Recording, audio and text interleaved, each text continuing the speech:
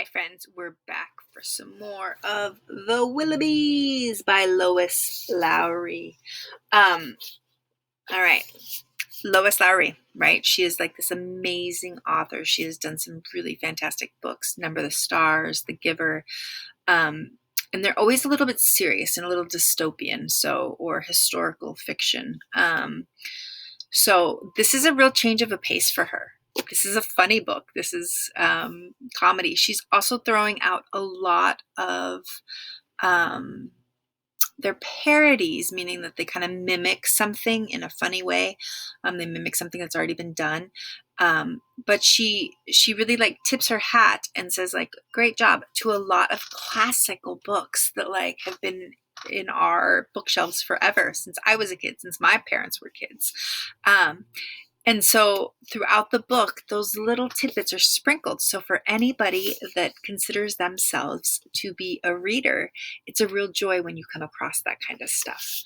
And so it's kind of fun. She uses big words to make you think, to make you slow down, right? There is intention behind everything she says. And Love It or Leave It, like these are characters that we have that are, they make you want to know more, which is the beauty behind them, right? Like that's what's so brilliant about her writing is that like, for me personally, like I think they're awful. They make my skin crawl, but like I want to know what's going to happen next. And things are starting to change a little bit. I don't know if you're noticing these little tiny adjustments in the character of them. Now that they have a nanny that like is nice and likes them, they're kind of starting to like loosen up a bit, right? They're not quite so hard and like mean to each other. Tim gave Jane some points the other day, right? Like that was a huge thing.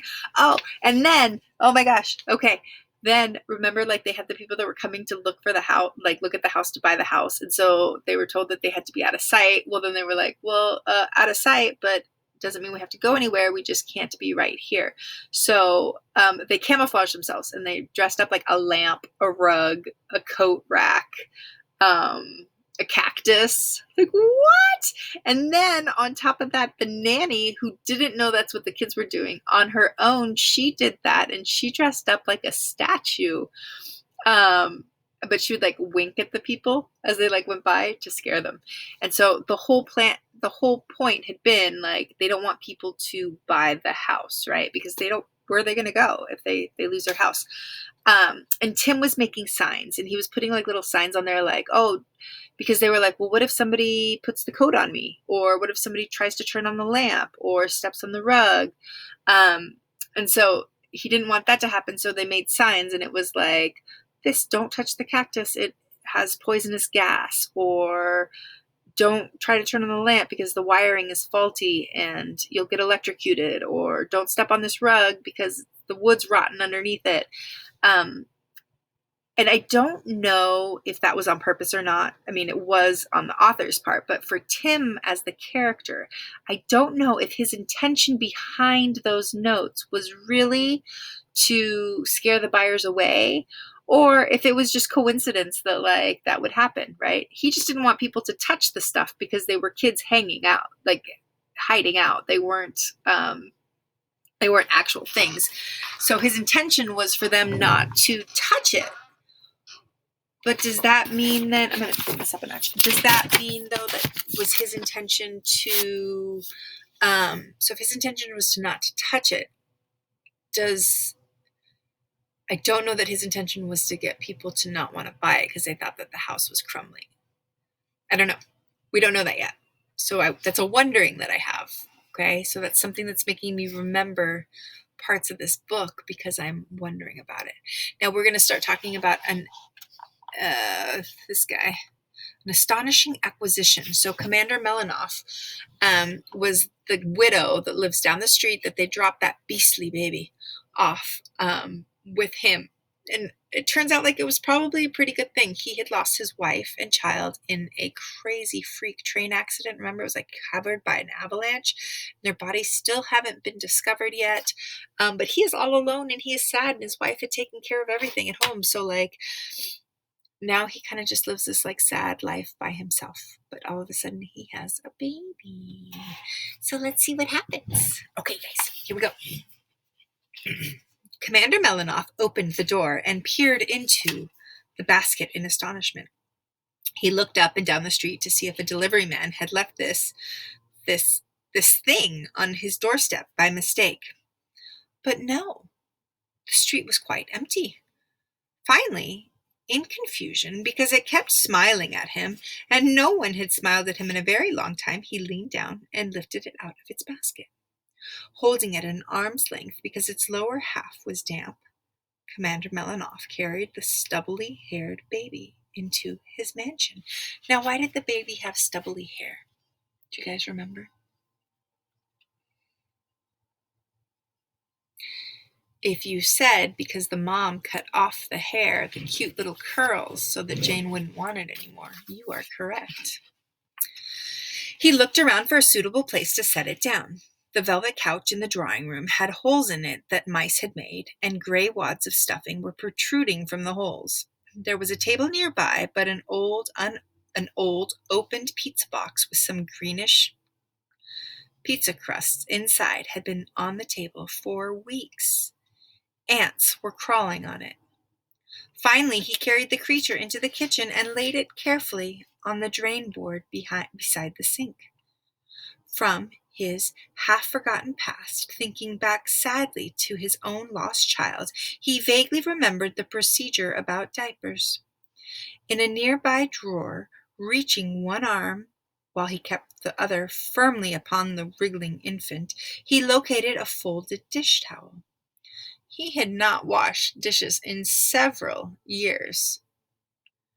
He had thrown some away after they had been used, and others he had reused, simply heaping his takeout Chinese food or pizza slices onto the remains of the last meal. You guys, that made my stomach churn. Like physically, I just felt ill thinking about that, right? So what they just said was like, he didn't wash dishes, so he'd either throw them away or he would just add the new food on top of the plate that may or may not have had old food on it and just eaten it. But because of that, there was still a drawer filled with laundered dish towels, left over from the days when there had been cooks and servants in the large kitchen, the days when his wife had organized things like dish towels by color and size and date of purchase. He fashioned one into a sort of diaper and tied it awkwardly around the bottom of the baby. Holding the baby in one arm, he opened the large refrigerator and peered inside. Once, long ago, this refrigerator had been filled with juices and jams, casseroles and chickens, cheeses and pastries, salad greens and truffles and endives and olives.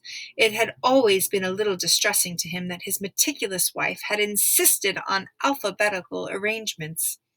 It meant that ascots were next to argyle socks in his drawers, and his underwear was tucked away with the umbrellas. Even here in the kitchen, one had to locate the anchovies in order to find the apricots. Still, he thought wistfully, if it had been pleasing to have the refrigerator filled with food. So when he thought about it wistfully, like he's remembering with like good memories. Now it was completely empty except for a small bowl with something green and furry on the bottom and a stack of test candy bars for his factory. He had been, before his tragedy, working on a new bar filled with caramel and nuts in various combinations and coated with rich chocolate. He had thought then it would be a masterpiece. Now the test bars, turning gray with age, lay in uneven stacks on a refrigerator shelf. He groaned slightly when he saw them and closed the heavy door. He reached for the telephone, balanced it on his shoulder, and dialed the number of the local grocery store and pizza parlor. "This is Commander Melanoff," he said when the grocer answered. "Deliver milk immediately. And, he glanced at the baby. Oatmeal, I think. Yes, oatmeal. Maybe applesauce. And things to wrap around the bottom of an infant, not dish towels." "Pampers?" asked the grocer. "I am an old-fashioned gentleman. Diapers, then, suggested the grocer. Or, if you are truly old-fashioned, they could be called nappies. Yes, those. Anything else, sir? Oh, dear, Commander Melinoff whimpered a bit. I don't know. Have you acquired an infant, sir? The commander sighed. Yes, he acknowledged. What size, sir? The melancholy, which means sad, Typhoon looked down at it. He remembered holiday celebrations of the past. The size of a small turkey, he said. That would be about 14 to 16 pounds, I'd say. Does it have teeth, sir? Cradling the telephone again on his shoulder, Commander Melinoff gingerly used his free hand to pry open the small mouth so that he could look inside. A few, he said. 3, I think, and very stubbly hair. Does it appear to be capable of chewing, sir? At that moment, the baby bit down on Commander Melinoff's finger. Ouch! Yes, it does, he said into the telephone. Very good, sir. Our delivery boy will be there shortly with everything you need. And shall we send tonight's pizza at the same time? I love this exchange. I love it so much between the grocer and Commander Melinoff, because it's kind of great, right? Like, the grocer is like somebody working in a grocery store, and they're just asking this guy some questions, like, and about the baby, and it's so matter of fact, right? Like, it's so just like, hey, it's totally common and normal to like acquire a baby. Who does that? It's awesome. Great job, Lois Lowry.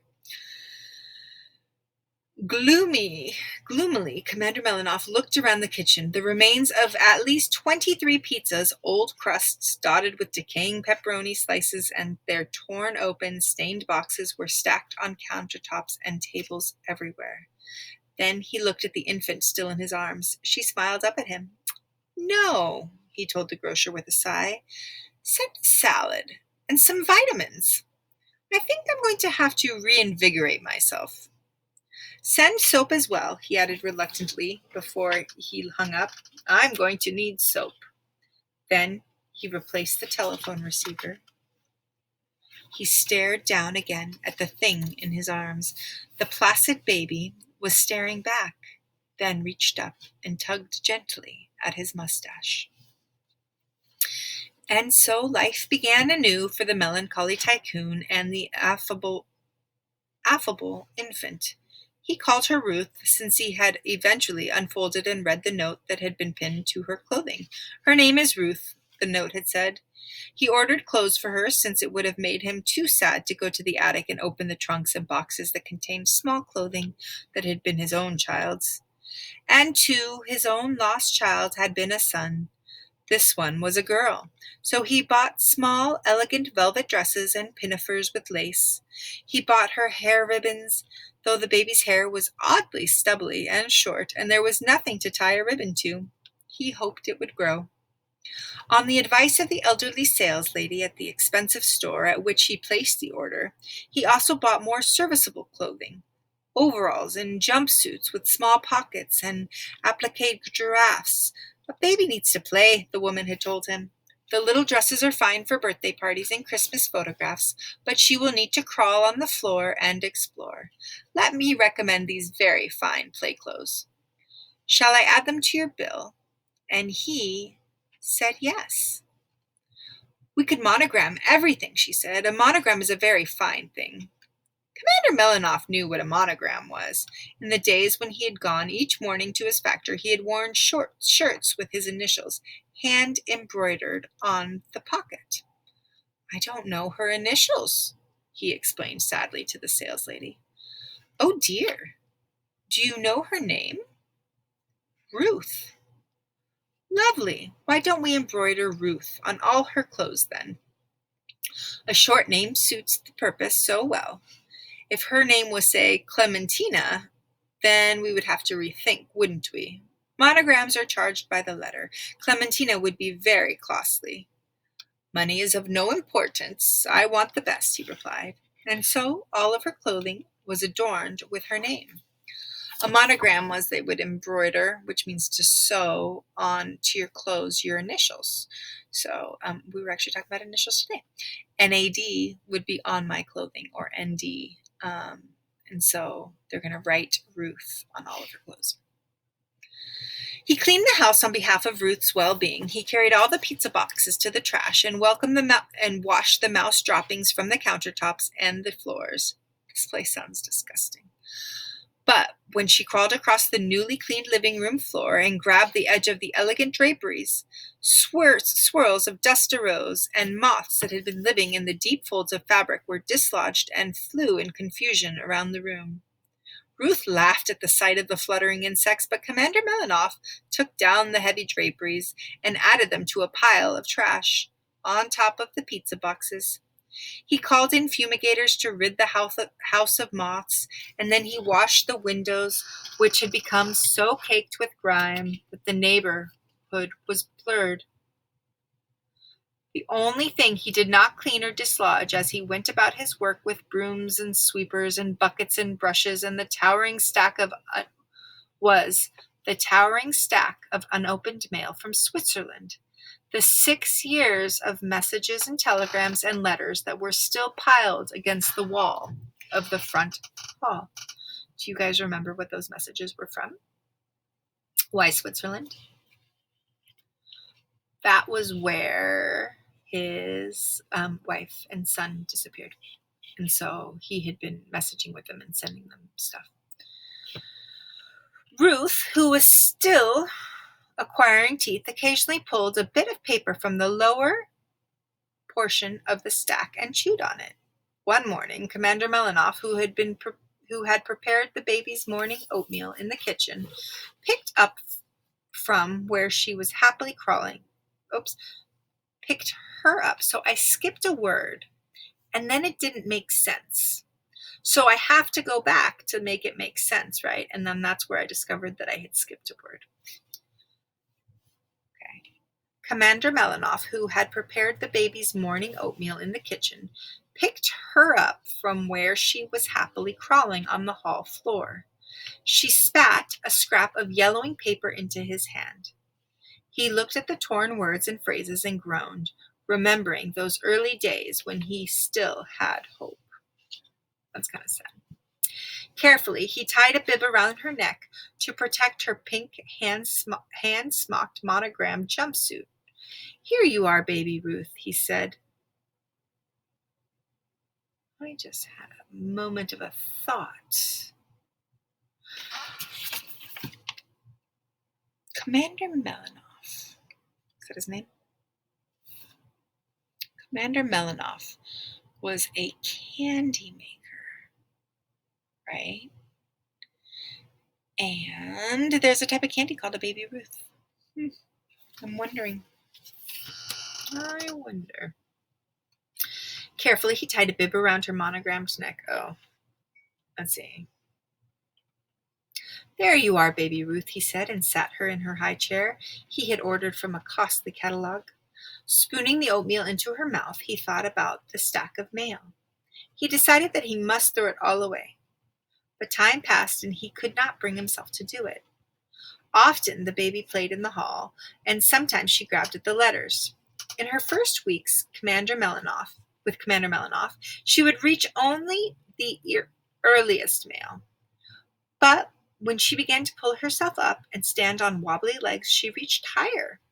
Once she withdrew a sealed envelope with a Swiss stamp from the middle of the stack. She tore the envelope open, removed a folded letter, and chewed on it briefly.